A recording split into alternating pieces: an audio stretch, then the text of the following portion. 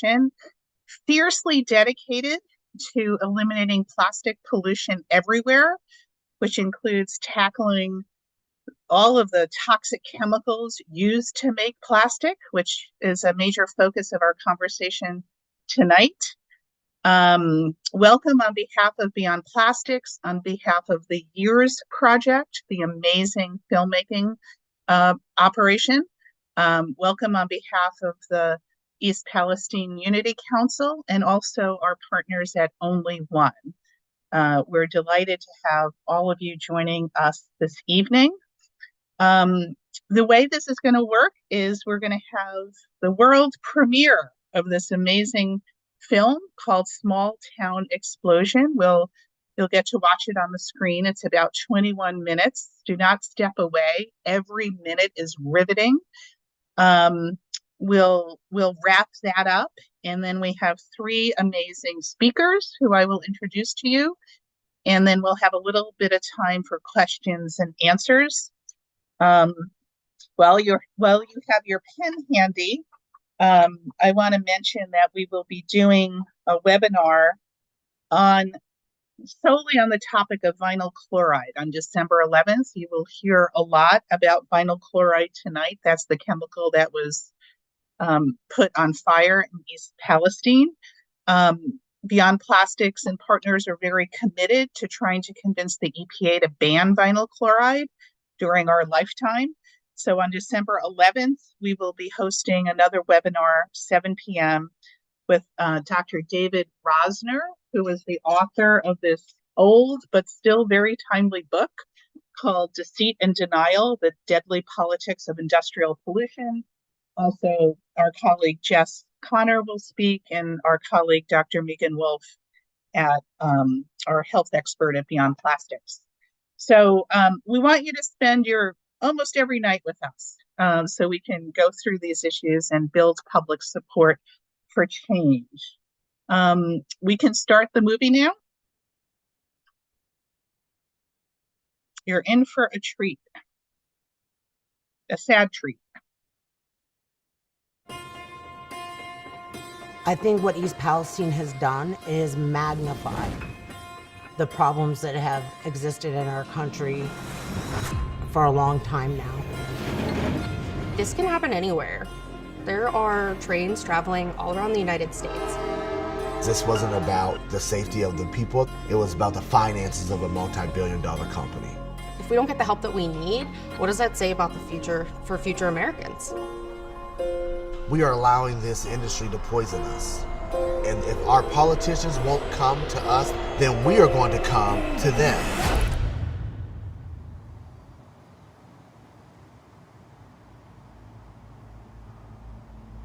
It was very cold out that night. The heater in my car wasn't working. I grabbed my daughter and we ran to the car. She kept saying, "Where are we going?" And I couldn't even tell her. I didn't know where we were going. I think she could feel that tension and the panic in me. And I started hearing emergency vehicles, fire trucks, ambulances. And that's not typical for our town.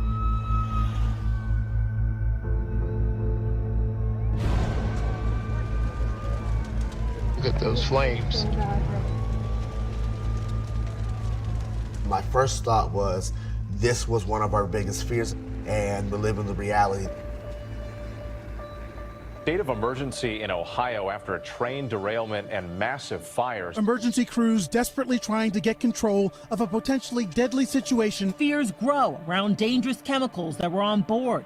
We had, I think, 60 fire departments respond. They didn't even know what type of fire they were fighting. New details on the toxic train derailment. State officials confirmed that toxic chemicals entered the Ohio River. 5 of the tanker cars that crashed Friday night contain a toxic chemical called vinyl chloride. Vinyl chloride. Vinyl chloride. Classified as a carcinogen, highly combustible. Linked to cancer. Crews announced they were putting a plan into motion to release toxic chemicals from those 5 cars in order to reduce the threat of an explosion. They went around and evacuated evacuated residents within the 1 mile zone. Literally, there were police officers showing up on people's doorstep telling them, either you evacuate now or I'm coming back with a body bag to get you. This is a matter of life and death. This controlled release will actually take place and you are in imminent danger.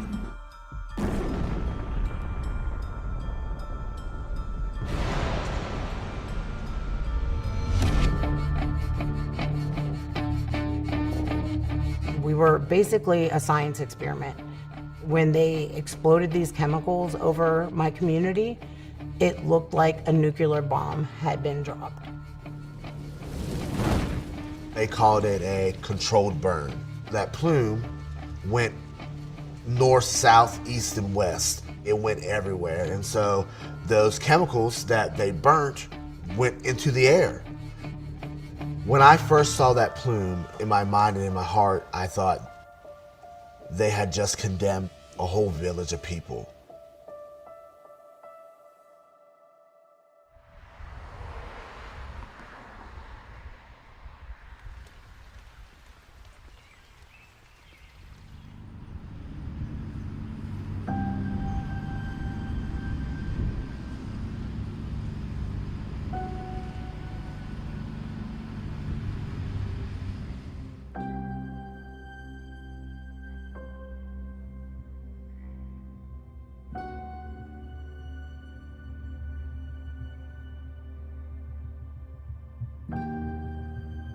This has been a deeply traumatic experience for this wonderful community. All the tests of the air and the soil and the water have thus far shown repeatedly that things are safe. As soon as I pulled in my driveway, the smell was overwhelming. I immediately started coughing. My eyes started watering. They told people that they could come home and that it was safe. When I got out of my car and I looked over, you could see the chemicals in the creek. My daughter is 3 years old. There was no way I was taking her back into that house knowing that it was contaminated.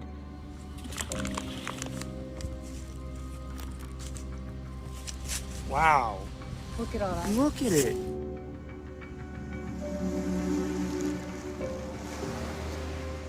We were shocked when we showed up. The narrative was it was all contained, there wasn't any health risks. Neither of those were true based on our initial testing. The contamination was not contained to the derailment site. There was contamination blowing into the air and being spread out into the community. There was also contamination in the creeks moving downstream, like miles downstream. The government agencies were telling communities that everything's safe, the air is safe, the water is safe, they haven't found anything. But the fact of the matter is there was barely any data available to them.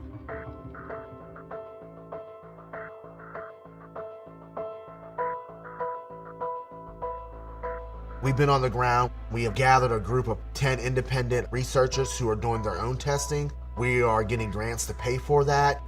We have helped bring in groups that have air purifiers, water, all these things nonprofits are doing to take care of the people of East Palestine, which actually should not be happening because our government should be actually doing that. I want to thank everybody that came here to show support. Right now, even people that aren't comfortable using their voices need to speak out. We need to come back together as a community, and we need to fight this. Okay, so by a show of hands, how many people have had health symptoms since the derailment? How many people have had serious health effects since then? People were covered in rashes. They were having nausea, vomiting, upper respiratory issues. Multiple people were going to the ER, actually having burns, chemical burns on their lungs. It was very public that people were sick, and yet it was still not mentioned. How many people are uneasy about their city or well water? How many people have trust in the EPA? How many people have trust that NS will make it right?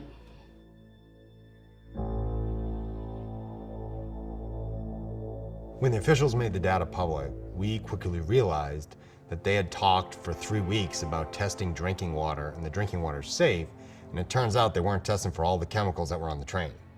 The actual testing plan that was developed by Norfolk Southern never planned to test for the chemicals of concern on the train. Multiple agencies within the state reviewed that plan. The county reviewed that plan. The US EPA reviewed that plan.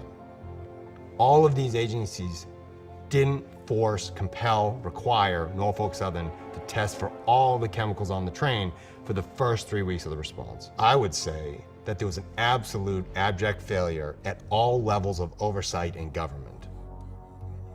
DeWine was sipping water from East Palestine. The EPA was saying everything is fine. The devastation that Norfolk Southern has caused has not even been revealed at this point.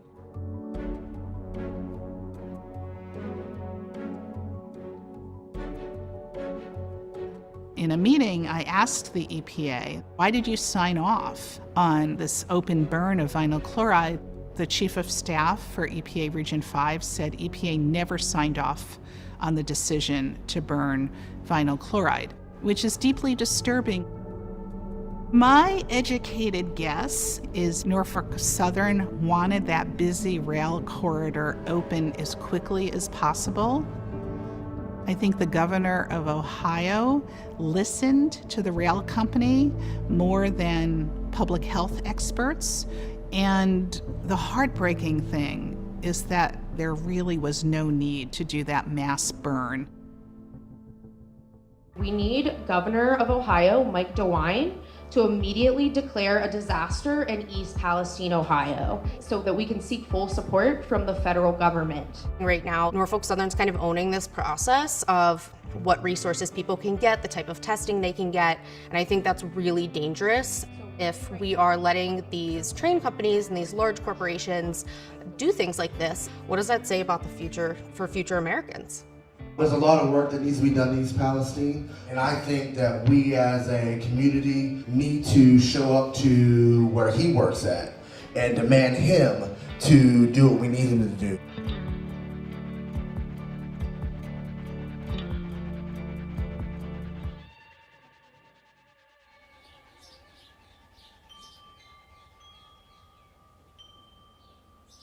I suffered with infertility my entire life. I was 42 years old when I found out that I was pregnant with Kyla. I moved back home so that I could raise her in the community that I was raised in. These chemicals cause infertility, and the thoughts of my daughter struggling to have children the way that I struggled, knowing what I went through, it breaks my heart. You know, my daily routine is usually putting my phone on speaker and reach out to the independent scientist and stay on top of finding answers. I want my daughter, I want my nieces, I want them to know that I fought for them, that I just didn't lay down and give up. It would be so much easier to lay down and give up and pretend like everything's normal, but I can't do that. I can't do that because of my child.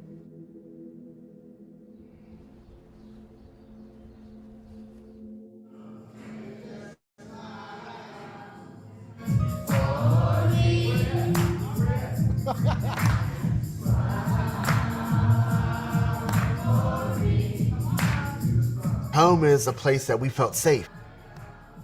We all thought that we were going to stay here, raise our kids, because it was a safe environment. Now we use bottled water in our house because we can't trust our village water. Oh my goodness. Oh. My son David, he's 7 years old. I envision for my son a home that he doesn't have to worry about being poisoned. I can remember David coming home from school, and his school, they talked about the train derailment, and he said, Dad, like, people are getting sick. What are we gonna do? And that was another reason that we made sure that we were in this fight.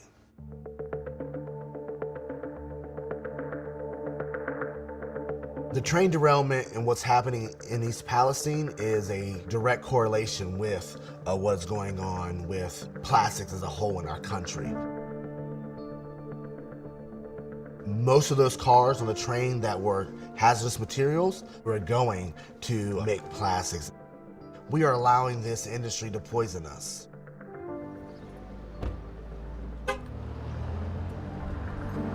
Judith, how are you doing today?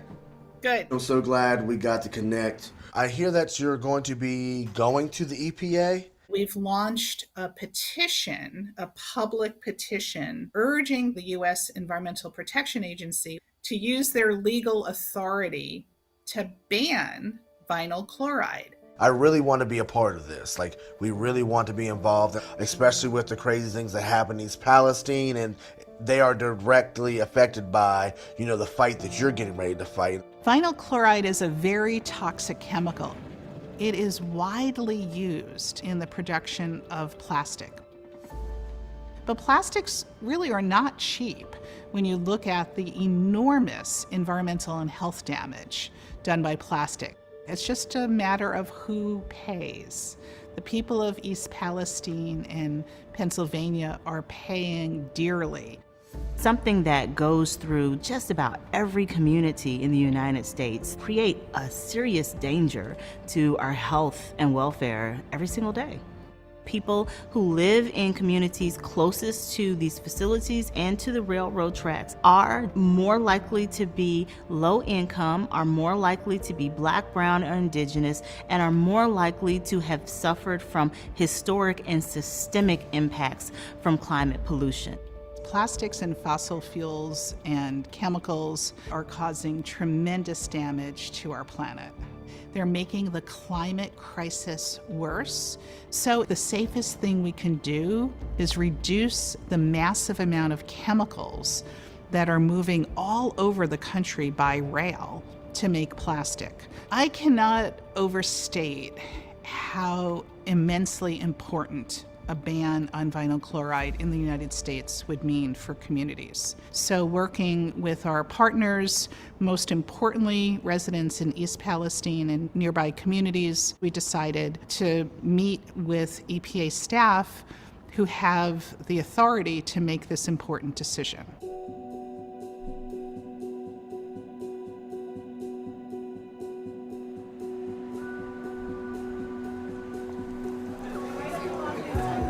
So we need a group of people. I'm hoping we can get about 10 to 15 people in the gallery while the house is in session and actually do some disruption. So is there anyone who would want to volunteer? We got one. This has been one of the biggest things that we've ever put together, this action. Yes. Our target is Governor DeWine. Like, that is our big target. Maybe do like one at a time, right? Disrupt, leave a minute or two, and just keep it going as long as possible. There's a group that's going to go over before, that's going to get to the gallery. They're actually going to disrupt session.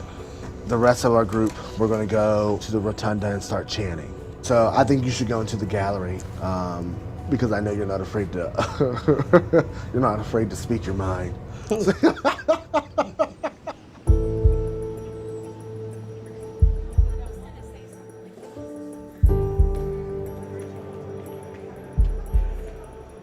This way, guys.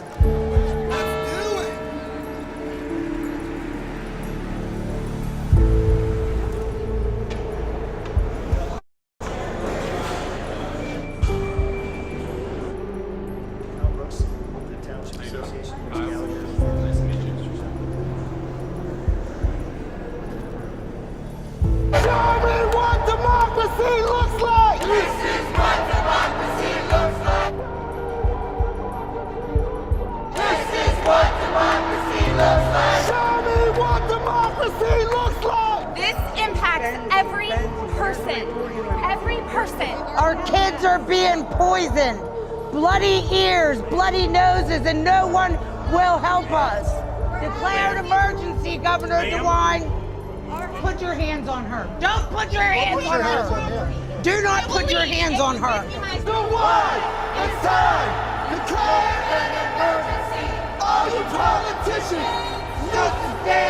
We are going to make sure that you pay attention to us because you're not going to forget us. And if I have to come and bring people to sit in your lobbies and lay down on your floors, you're going to keep talking about East Palestine until the peoples feel like the issues have been fixed.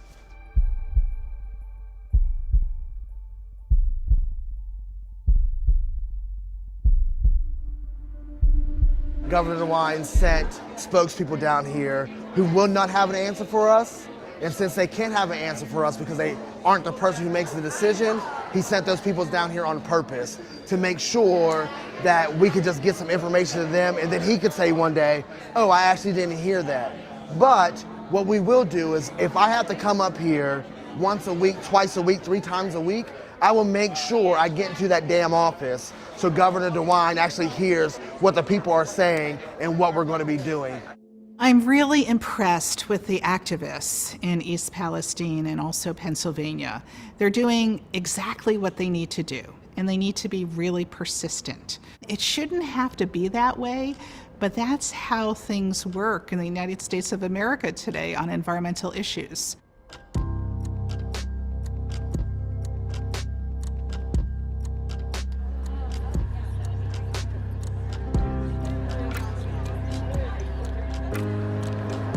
We must act now to ban petrochemicals like vinyl chloride and keep communities safe.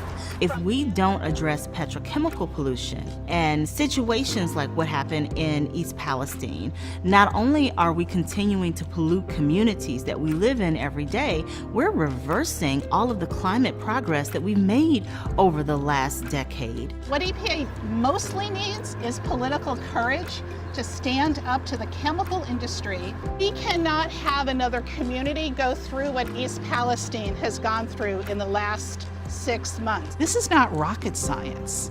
This is political science. This is standing up to special interests, whether they're fossil fuel companies or big rail companies. But the American people deserve so much more than what we're getting right now.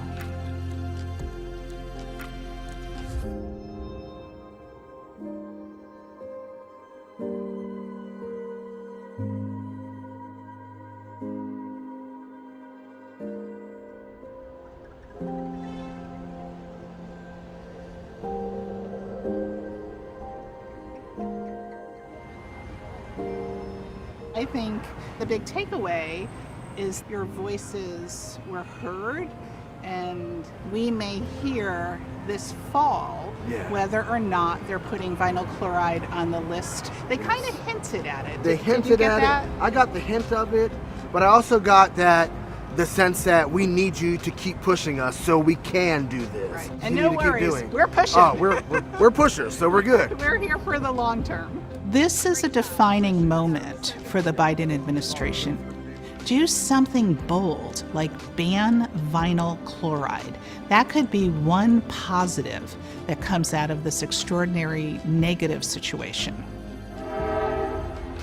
It is worth it to make sure that the people of East Palestine are heard and that they are taken care of, because they deserve that. I don't care if I never get to enjoy another second of my life. Every bit of my time that's not being spent with my daughter or with my family is going to be spent fighting Norfolk Southern, fighting the EPA, fighting the government, fighting whoever I have to fight.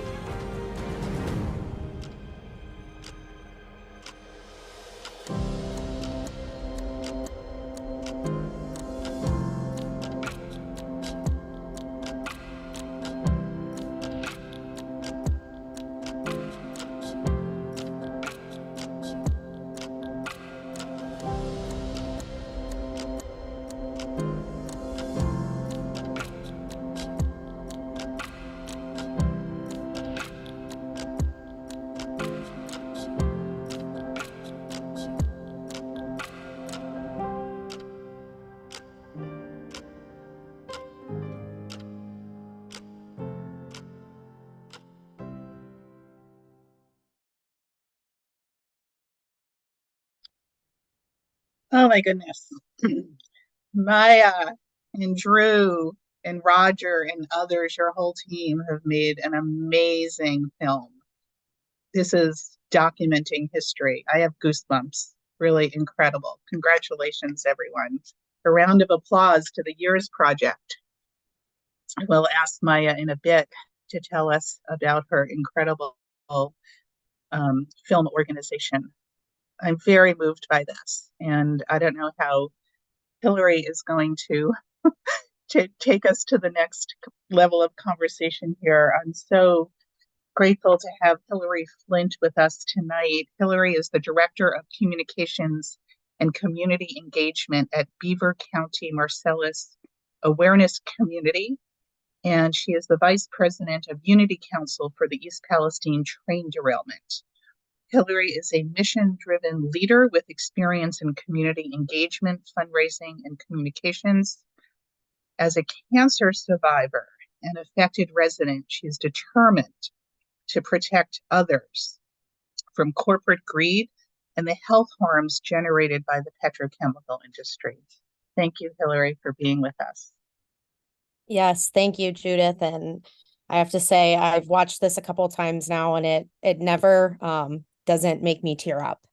So incredibly moving, and I can't thank the Years Project enough for the work that they've done on the film. I did want to take some time to just explain the community piece of this, right? How did we organize? How did we get to Columbus and DC and all the different places we've been since this was made? It really just started in the beginning as affected residents. We really thought that we would be taken care of after this, right? You think the US government's going to take care of you. You think the EPA is going to take care of you. So in the first couple of months, I think a lot of us were hopeful. And once we realized that help was not coming, we decided to organize ourselves. So Unity Council was formed in April, a couple months after the derailment. And we're a grassroots group of affected residents from Ohio and Pennsylvania. We are not a nonprofit, but luckily I work for a nonprofit, BCMAC, and we've had wonderful help from partners, whether it's Breakthrough from Plastics, Beyond Plastics, OnlyOne. That's what keeps the work going. And none of us knew each other before this. And now I probably see this group of people before anyone else in my family. They are my new family now for sure. Our first step was just, hey, what do we need? What are our needs now? And what do we need in the future? So we came up with a list of demands and presented those at a press conference, which this documentary covers. The main point was we need some type of state of emergency or major disaster declaration. And we still have yet to actually receive that. We turned this into an action. We created a petition with one of our lovely partners, OnlyOne. And while we did get Ohio Governor DeWine did ask President Biden to declare an emergency. Currently, Biden has not done that yet. So we have 18,000 signatures. There's still many unmet needs. We have, as you saw, disrupted session in Columbus, Ohio.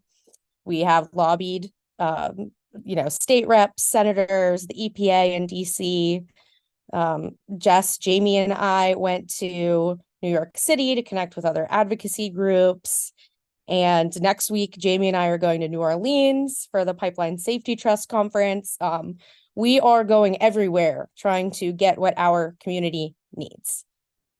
The EPA has still refused to do indoor air testing, despite complaints from residents of strong odors, despite the fact that independent research has shown chemicals of concern in homes. So my home here in Eden Valley, Pennsylvania, I'm just under 4 miles away from East Palestine. We found ethyl hexoacrylate in my home. There are other Pennsylvania homes that we found ethyl hexoacrylate in as recently as last month. So there are still a lot of unmet needs. Over 200 families are still displaced. People are continuing to get sicker, and we still don't have this major disaster declaration. So if there's anything you can do to support our community today, I really urge that you sign our petition. Maybe you tweet President Biden telling him, we still need help here, and maybe even write to your local elected representatives and let them do some work urging for our community. So I think this has been 9 months, and you would think there would be help, and you would think we would have answers. And unfortunately, the community just hasn't got everything we've needed. Thank you so much, Hilary. And we will be sending out some resources to all of you tomorrow morning. Andrew just dropped the declaration in the chat, but don't worry. If you want to take action and we suspect you will. We'll get you everything you need. It's now my great privilege to introduce Jessica Conard, who is a licensed speech language pathologist who was launched into grassroots advocacy last February, pretty recently, right after the toxic train derailment. Jess has been sought out as an expert, a credible community voice. She's been on many different national outlets talking about this crisis. I noticed her on CNN. Maybe less than a week after the derailment, CNN had a community town hall meeting on national TV, and the CEO of Norfolk Southern, Mr. Shore, was there, and a couple local residents. And this woman, who I had met before, got up and asked the most just devastating, precise question of the CEO. Just asked him, is it common for the wheels of your trains to be on fire while they're moving through the community? And he didn't really have much of an answer. So Jess is working on national policy change for rail safety and to amplify initiatives for ecological security. We are so delighted that just a few months ago, she joined our staff at Beyond Plastics as our first ever Appalachia Director. She's going to help us eliminate plastic pollution everywhere, and in particular is working in Pennsylvania, Ohio, and West Virginia to block the construction of chemical recycling facilities. That's a whole other saga, and a new report that we released on Halloween you can find on our website. So please welcome Jess Conard. Thank you so much, Judith, for that lovely introduction. And thank you so much, Maya and the team, for making this amazing documentary. I am honored to be a panelist today. I was in the documentary. I was not interviewed, but those are my people. And if you don't see that on this panel, watch the documentary again.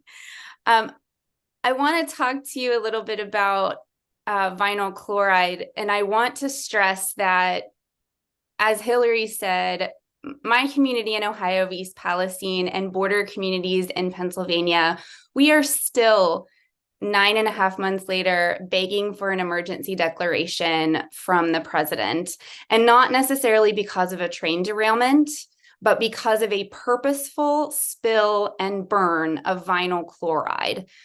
We are not the only community that has been impacted by this chemical. In fact, vinyl chloride has impacted many communities across the nation for many years. Vinyl chloride is very hazardous to produce. It's obviously very hazardous to transport, as we saw in the derailment. And it's also very hazardous to dispose of. We've known about this chemical being a carcinogen for nearly 49 years. When this product is manufactured, it's generally manufactured in low-income communities, communities of color in Louisiana, Texas, and Kentucky. These areas are known as Cancer Alley. Vinyl chloride exposure is known to cause liver cancer. It's associated with lymphoma and leukemia. And it's not just cancer, it's also hormone disruption. Pregnant women have a high and increased risk of miscarriage, as we saw in the documentary, why Jamie was so determined to create a future for her daughters and for her nieces and nephews. We know that there is possibility of birth defects when exposed to these high levels of vinyl chloride in the air. And if you saw the plume, clearly there was at one point a very high level of this chemical in the air. 116,000 gallons of it was purposefully spilled into the soil and burned. But not only that, there were 700,000 gallons of it on the train. So this could have been a much larger issue. And if you have a railroad in or near your community, this could happen in your community. Vinyl chloride most likely runs on the train near you.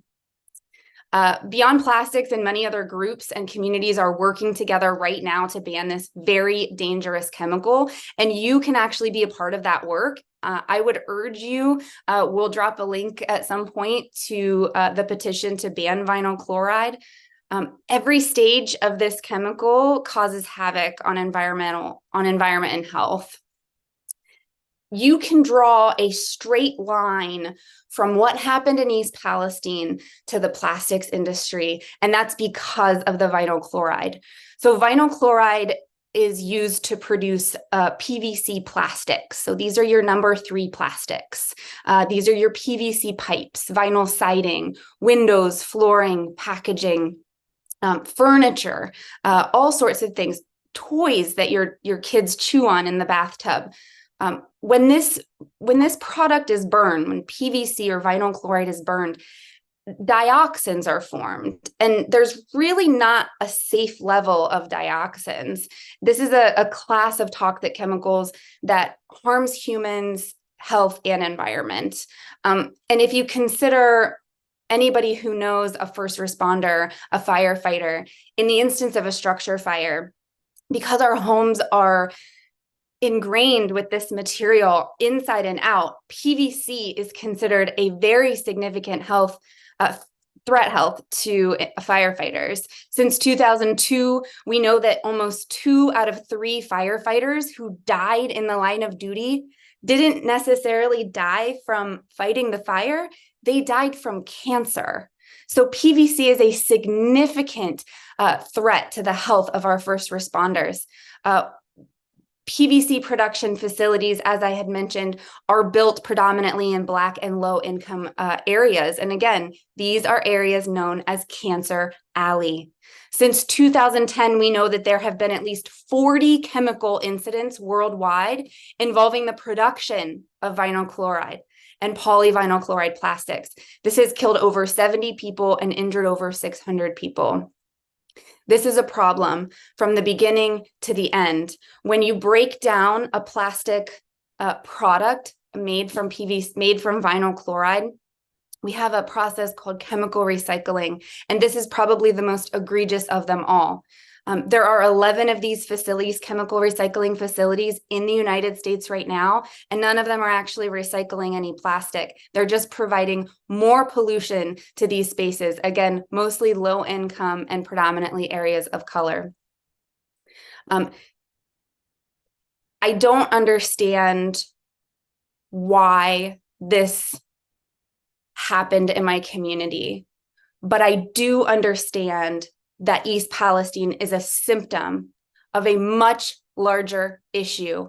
It is time for every single person on this call to join the fight to ban this chemical. You do not want to be in a position like East Palestine and the surrounding communities are in, where we are literally begging for an emergency declaration so that we can get the resources that we need, the medical testing, the air assessments for our homes. This is the position that we are in. We do not want you in it.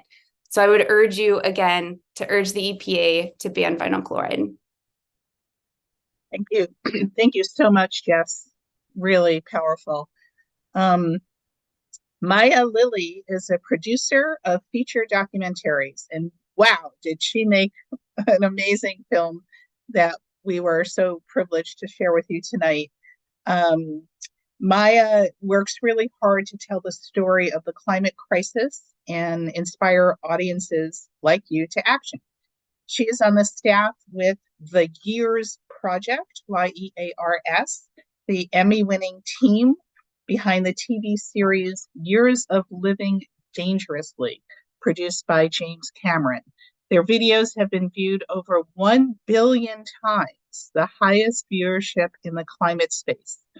Maya has also produced the TV docuseries Finding Justice, looking at injustices in Black communities, produced by the Rock's 7 Bucks Productions and BET, as well as The Big Fix about the BP Gulf oil spill. I want to go look that one up. I want to watch everything Maya has made. She has a real skill in creating media with climate organizers and is leading up a frontline BIPOC campaign following the People hit first and the people hit hardest by climate change. Maya Lilly, the Years Project. Oh, thank you, Judith. And thank you everybody for being here. I saw the explosion like probably many of you did on Instagram. And my first thought was, why? I then reached out to members of the community, not only to see how they were doing, but which was not well, but also to find out what they were doing. And it turned out that they were doing a lot. So I'm a producer that I now use my experience in Hollywood. I call it like hacking the system to uplift climate narratives, particularly for frontline communities and BIPOC communities. And thanks to our Showtime show, we have this giant following. And so one of the largest in the climate movement. And so we're using that following to throw our weight behind climate actions and climate organizations that need it, such as Beyond Plastics, that have been doing the good work for years. And you can follow us at Years of Living, and me personally at Gung Ho Eco on all platforms. So in general, I find that people don't understand what a story is or how vital it is. And that's apparent by how few nonprofits and NGOs actually have like videographers on their comms teams. And I was recently at New York Climate Week, and I went to a bunch of storytelling panels. I was very excited for them. And I was listening to many people say things like, oh, we have to talk about our culture. Yes. Or we have to share how we feel about things. Yes. But a compelling story at its most basic level is someone facing a problem and figuring out what to do about it. So a character, a goal, and a conflict in the way of the goal resolution. It's not people talking about things. It's not a TED Talk. I spent years in LA in writers' rooms working my butt off to try to figure out what would make people watch something. And what the things that we always cut were people talking without action. So what unscripted producers do well is we approach stories with journalistic integrity. We want to know the research and the facts, but we look for all the same elements as fiction does. Urgency, high stakes, risk, emotional vulnerability, like Jamie on camera, good characters, conflict, suspense, action. There's a reason that you all watch Succession. The Kardashians are not as interesting as producers make them to be. And so when we are filming real things, we're focused on the doing. Right? So this story already had most of those things. I just had to find them during development and then pull them out in production. Like mine was the only camera in the room when they took over the Capitol, and Jess, had her sign ripped away from her, and Jamie got kicked out. And, she's saying, "Don't touch me." Ours was the only one filming. So when I work with a group like Unity Council, one of my first questions is, what are you doing in the next few months? Daniel's like, okay, we're marching to the Capitol to protest Mike DeWine's response to the disaster. Great, we will follow you. Then we look for things that make the story less complex to an audience, because activists are knee deep in the science, which can be really confusing. So it's like, all right, how would you explain this to your 10-year-old cousin? I'm constantly asking people to re-explain when I'm shooting. And then most importantly, I ask, what do you need a general audience's help with? There's nothing worse for me than watching a doc about a giant problem where you can have absolutely no way to help. And so that's a key piece that I think makes Years different than other documentary or journalist outfits, is we gift our work to the community because we deeply care about the outcome. And I'm wrapping this up, but I'll say this. I'm saying all of this about story because we are currently losing Earth. The climate fight is not going well. No country is meeting our current greenhouse gas emission agreements, and plastics is contributing immensely to the problem. So we need everything everywhere all at once. We need everyone to be better storytellers. We need you to talk to others about climate pollution. So please share this piece. It's why we made it, and we hope it'll help the community recover. Thank you so much, Maya. Let's dig in a little bit more with that. How do you want all of us on this Zoom call to share the movie? Do we go to the year's website? Do we have permission to show it in our churches and synagogues and mosques? How can people get this amazing product out and lots of people looking at it? Yeah, so we made the link at the end of the film, helpeastpalestine.us, specifically as a site where there's a bunch of stuff on there. There's the petition for Biden. There's the EPA petition for vinyl chloride. There's the film. And then we have a social media pack where you can share on different social media channels. So tell us again the webpage to go to. Sure, I'll write it in the chat. Great. Because I know a lot of faces on the Zoom and people are going to want to take action. Let's bring Jess Conard into the conversation now. We have information that EPA may make a very important decision in December related to vinyl chloride. That's why this webinar and the vinyl chloride event or webinar we're doing again on December 11th is so timely and so important.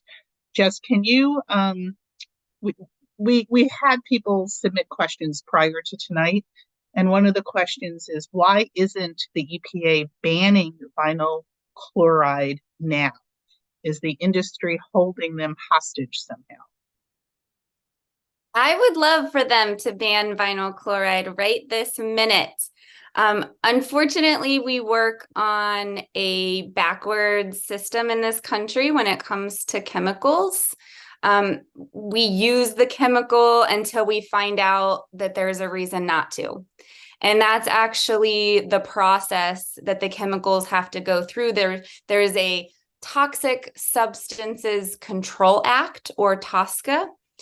This is a process where chemicals are presented. It was put into place to regulate and to screen chemicals that are to prevent any unreasonable risks, whether that be to health or to environment. As Judith said, this is a really timely conversation. So in order for the EPA to ban vinyl chloride, it would have to go through this very rigorous TSCA process, which can take several years. We do expect the EPA to announce 5 new chemicals that will be placed on this list to determine if the chemical will be banned. So that is why we are urging you now to urge the EPA to take this very critical first step in banning this toxic chemical before any more harm is done to your community like it was done to mine.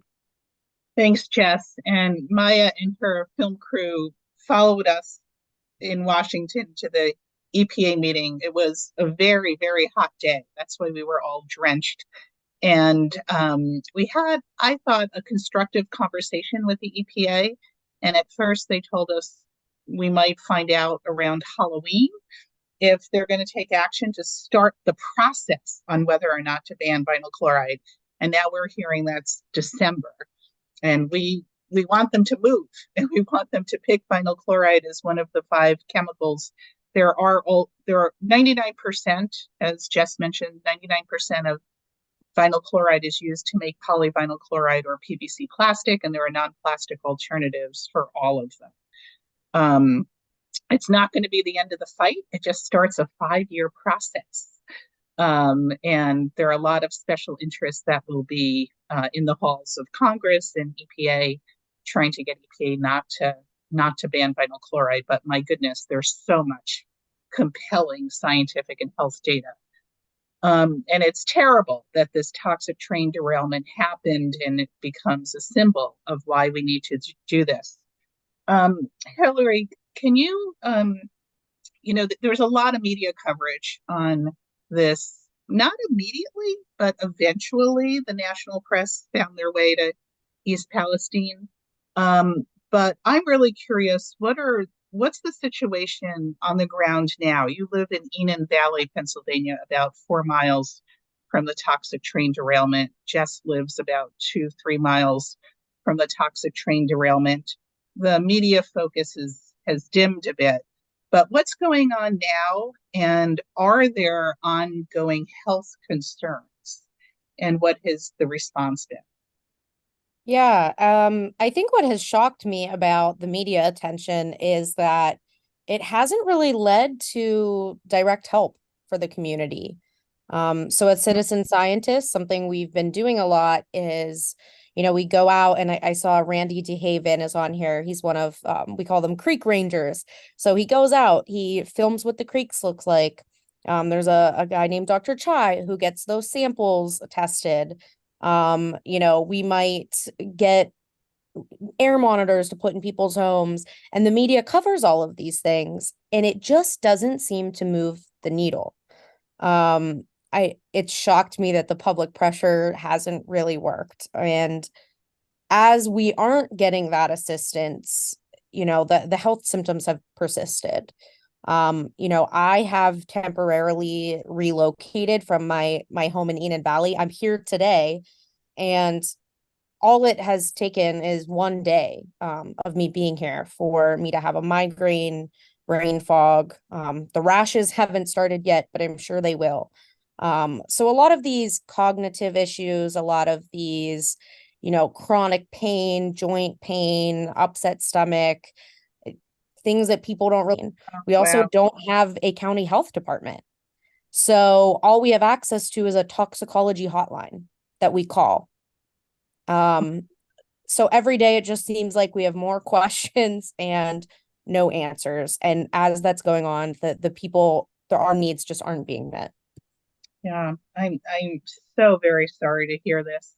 Jess, when you look out the window right behind you where those white drapes are, you see the train tracks. And you hear the train go by all the time, which I would just kind of send me into a state of panic. Can you talk a little bit about what's it like at your house? Yeah, so the train was just kind of a part of our everyday lives. It was the background hum, I guess you could say. We kind of liked having the train around. The kids liked it. It's just ingrained in every memory that we have. And now it feels like a trauma, a micro trauma. Every train that passes, every Norfolk Southern logo, it's very challenging. And the big kids understand, but the little kids don't. And, the little kids are excited to see the train. And I think it's really hard and aggravating and dividing, not just for families, but for the community as a whole, who to trust and how to go about managing and navigating the future. This has not been easy. I don't enjoy the train anymore. I guess that's where I'll say. That's understandable. And the reason why we're making this connection to plastics is because the plastics industry is planning to produce significantly more plastics in the next 5 to 10 years. That means more toxic chemicals being transported on a rickety rail system. And that's why toxic vinyl chloride, when he started to hear about whether these train cars would be put on fire, he always heard that it was going to be one train car. And in his words at a US Senate hearing, his jaw dropped when he heard it was 5 train cars. So prior to establishing Beyond Plastics, I served as an EPA regional administrator during the Obama administration and dealt with train derailments, including vinyl chloride. And the standard operating procedure was you stop the train traffic, you evacuate anyone nearby who needs to be evacuated, and then you bring in these vacuum trucks and you suck the chemicals out and you bring the chemicals to a commercial hazardous waste disposal facility. Suboptimal, often they're polluting, but it's better than just having it, callously released into the environment. So a big question I have that I want to pose to all of you is, why do you think the decision was made to drain this chemical into local ditches and put it on fire as the way to deal with it. What do you think prompted that? And Hilary or Jess, you want to start? Yeah, I can answer. I think the reason is we don't know. We don't know why they leaked 5 cars of vinyl chloride instead of 1. The incident commander of the EPA has repeatedly stated why 5 cars. Many have said that it was to get a train through. The battalion chief in Youngstown has been quoted saying that we nuked a town to get a train through. And while I understand, that our country requires a robust rail system for our economy to function, this really should not have come at the cost to my community, to the environment, to our health. And this is not just that week or this year. This is going to be many years, many generations will have to manage this pollution. I have seen, the NTSB hearing. I was not present, but the National Transportation Safety Board hearing, or NTSB. I did hear the owner of the vinyl chloride oxyvinyls provide alternative recommendations to manage that vinyl chloride rather than release it and burn it. That was just not necessary. We still have a lot of questions surrounding that. It does seem like the battalion chief was right. We nuked a town to get a train through with blatant disregard to the community members that live here and that have lived here for generations.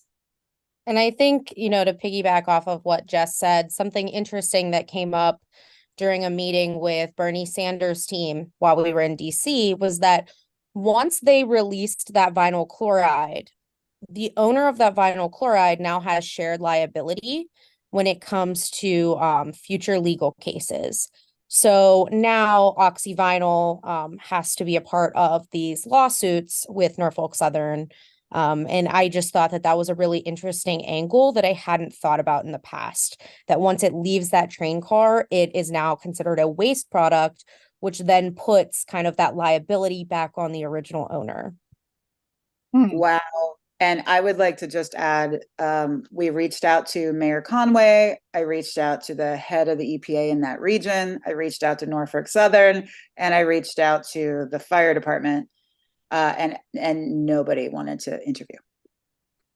All right, I'm going to run through some quick questions here from one attendee. On the west side of the Hudson River in New York, trains carry chemicals and fuel, including, Bakken crude.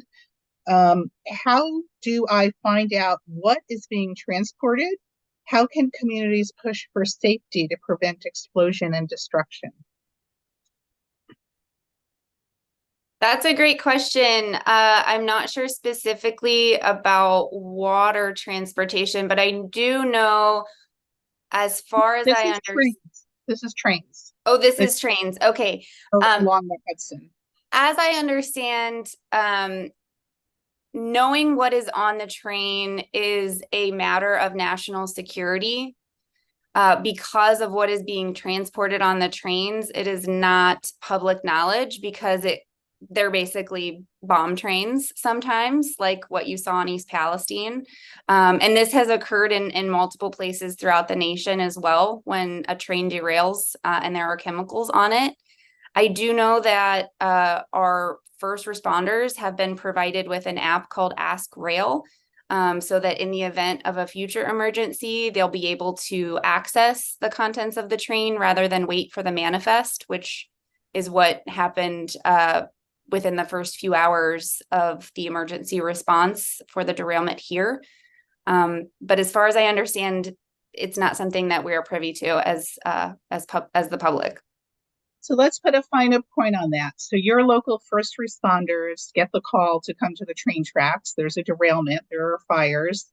They did not know what was on fire. They didn't know, it's one thing if you're transporting soybeans or corn, but they didn't know what they were facing. For hours, did you just say, Jess?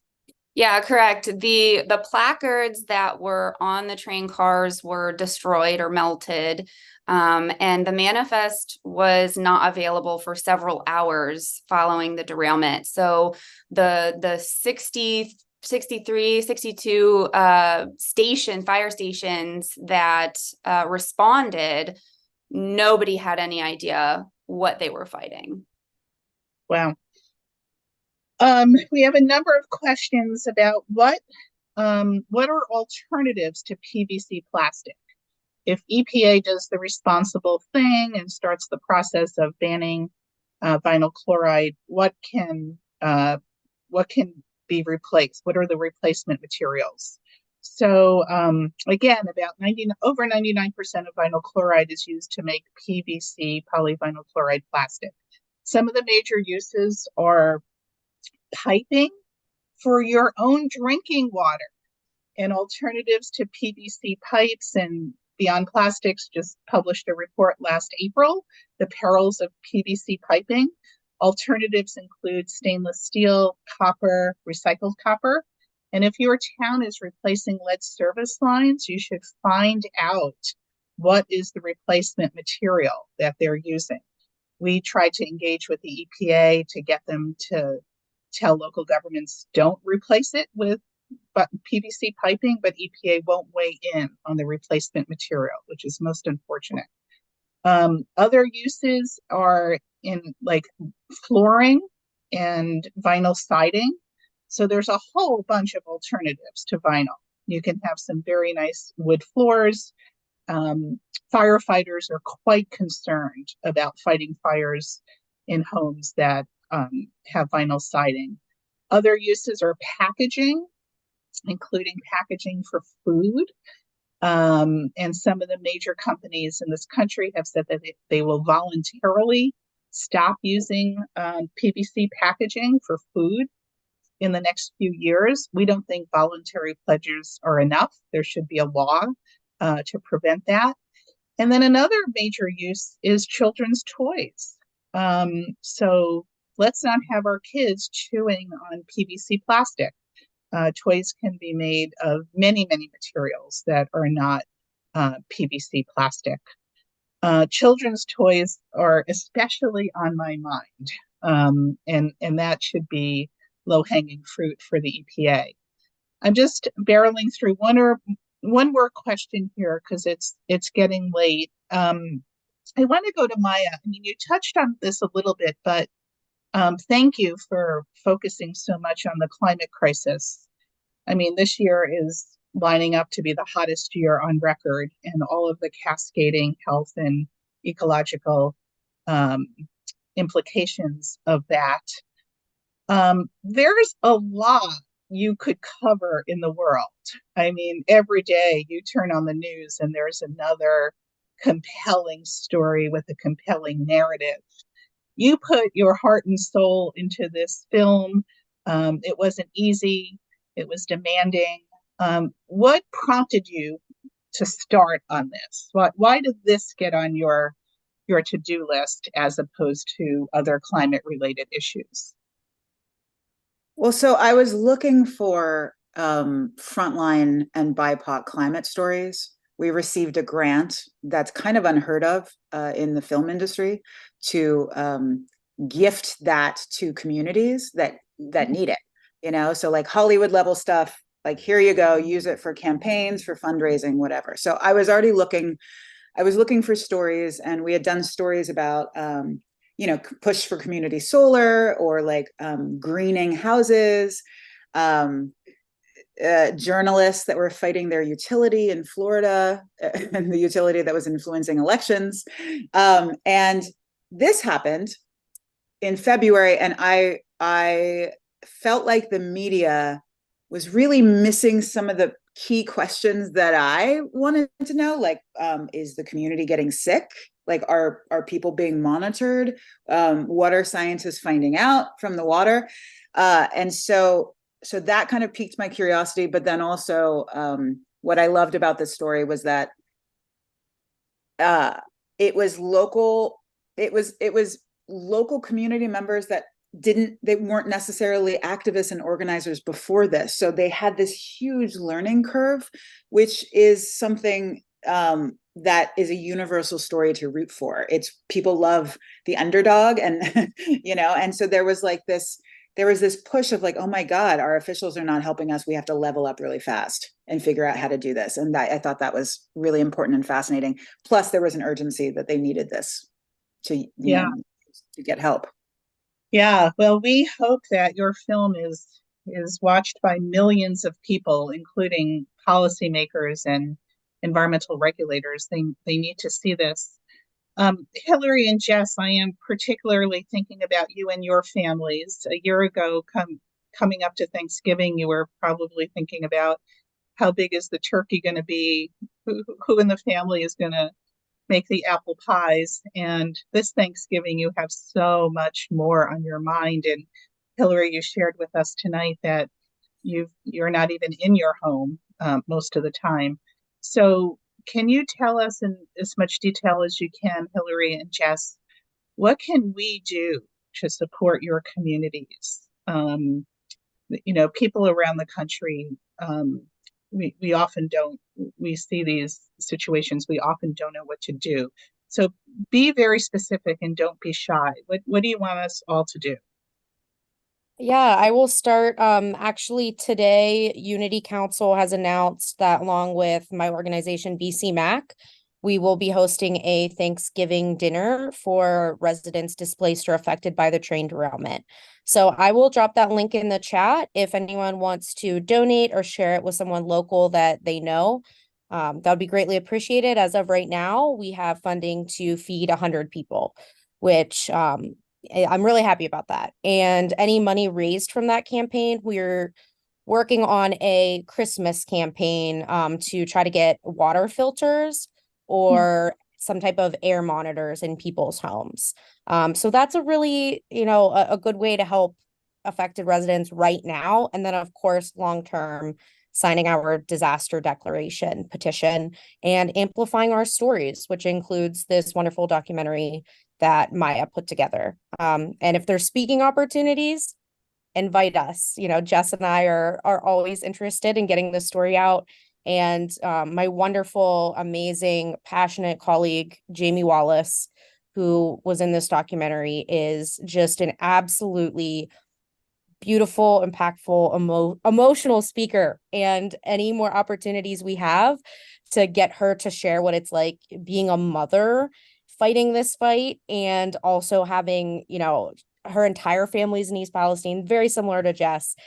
Just the more opportunities we have to amplify the voices of the people in East Palestine and Beaver County that were affected by this. Thanks. And I would just add, we should all send the link to this film to our members of Congress. We should all write about this film in our local letters to the editor section of newspapers. People still read the letters to the editor, and also post about this on Facebook, on Instagram, on Twitter. I'm never going to call it the other name. Jess, any final words from you? What can we all do as a community to help your community? I am not surprised that Hilary wants to feed the community. This is her heart and soul. She just wants to nourish everyone everywhere she goes. So I think for me, it's a matter of getting the word out. So you could host a screening in your community of this documentary. That is an easy thing to do. Call up your library, maybe the school or a church building, a place with a projector, and show this documentary to members of your community to let them know what is actually happening here. I love the idea of sending the link to your elected officials. Write a letter to the editor. Start educating your community about the dangers of how East Palestine is a symptom of a much larger issue. Hilary is working at the local level as well as the state level, and I'm kind of working more on the on the state and national level, I think, when it comes to East Palestine.